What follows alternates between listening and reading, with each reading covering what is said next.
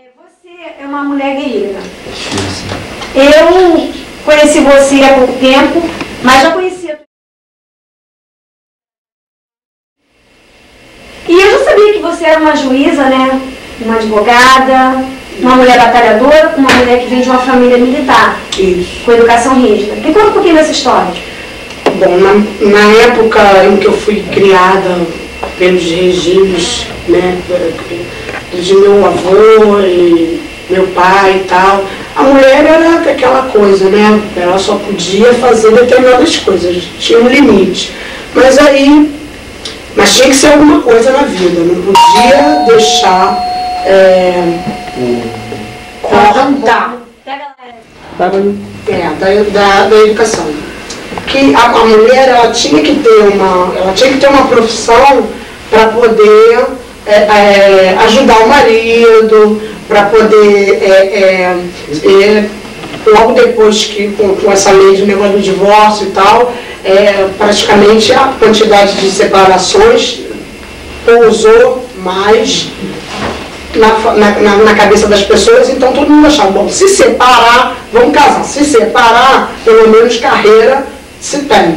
Então foi aonde eu tentei fazer a minha carreira, porque eu sempre fui uma pessoa que eu gostava muito, eu gosto até hoje de uma pessoa que foi muito importante para mim, que foi a minha mãe. E eu sei que ela sofreu, porque ela foi uma pessoa despreparada para a vida, ela casou numa época muito mais difícil do que a minha, que a mulher não tinha profissão nem nada, se separou, teve que arranjar uma profissão rápido e ir trabalhar, aquela coisa toda. Então eu nunca quis fazer nada para que ela se sentisse triste.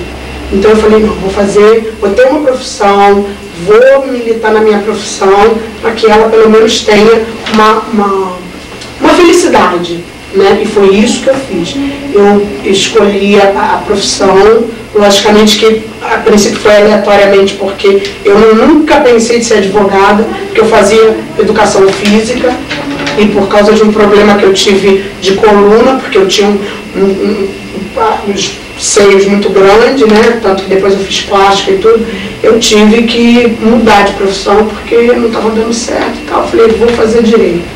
E levei a minha faculdade com muito sacrifício, porque foi justamente na época em que minha mãe já estava separada do meu pai, e aí a estrutura familiar, logicamente que ela cai um pouco, o padrão de vida nosso caiu, era eu e a minha mãe só, então eu falei, não, vou fazer tudo direitinho. Então eu levei tudo com muito sacrifício, mas eu sempre fui uma pessoa muito curiosa.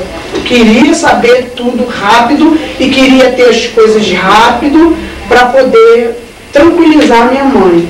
Então eu acho que foi assim meu espelho de tudo que eu fiz a minha vida inteira. Aí me formei e depois achei que a minha era só estudar. Então comecei a estudar, fiz pós-graduação, fiz mestrado e tal. Você fala línguas também, né? Falo. Porque era necessário na época que eu falo francês, eu falo um pouquinho de espanhol também. Entendeu? Inglês deu uma varredura assim na minha cabeça sobre inglês, porque era a única língua que eu odiava, mas pela pós-graduação... A gente aprender, mas não tem amor. Eu não tinha amor nenhum, eu tinha amor por francês, por espanhol, mas eu utilizava muito inglês por causa da pós-graduação, por causa do mestrado. Mas sabe uma coisa que chama atenção, no caso, na tua história?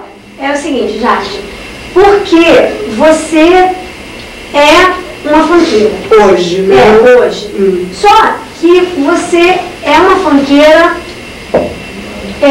que dá um exemplo às pessoas hipócritas e preconceituosas de que funk não está relacionado à ignorância, à pessoa sem instrução ou uma mulher vulgar. Isso. Porque todos que te conhecem sabem que você é uma mulher de moral, uma mulher de caráter, né? Então sabe que você não é uma mulher qualquer. Então você é a prova de que a pessoa pode ser funkeira, pode gostar de funk, que na favela, na comunidade ou no meio, classe social mais elevada, quem gosta de funk nem sempre está ligado à droga, à prostituição. E essa imagem, você tira essa imagem do funk, isso é muito importante, levantar essa bandeira como como diz uma pessoa famosa, né, uma guerreira famosa, a bandeira do funk do bem. Justamente. Entendeu? Então você é uma funkeira do bem, né? Você é uma mulher culta, uma mulher inteligente, uma mulher guerreira. Me fala um pouquinho sobre o funk na sua vida. Foi o seguinte, eu estava já como juíza já quase uns 5 anos, né? E eu acho que, na verdade, o que me fez ir para o funk é que eu queria começar uma outra coisa. Porque eu achava que a minha missão, em tudo aquilo que eu te falei, de proporcionar à minha mãe a felicidade que ela merecia, da satisfação de ter criado uma filha única, sem pai, porque você sabe que geralmente quando acontece isso, a menina ou engravida mais cedo, tem uma vida precoce. Eu não, eu fiz tudo direitinho, me casei até muito tarde, me casei com 21 anos e tal, tive filho com 22. E aí, o que aconteceu? Eu achava que a minha missão ali estava cumprida, que eu queria estava faltando alguma coisa. E eu, nessa época, eu tinha um escritório que eu servia uma determinada comunidade, né? Para quem não tinha condições de ter um advogado, de pagar um advogado, eu militava para essas pessoas, tinham pessoas que me representavam, porque eu era juiz e ficava impedida em determinadas situações de poder assinar.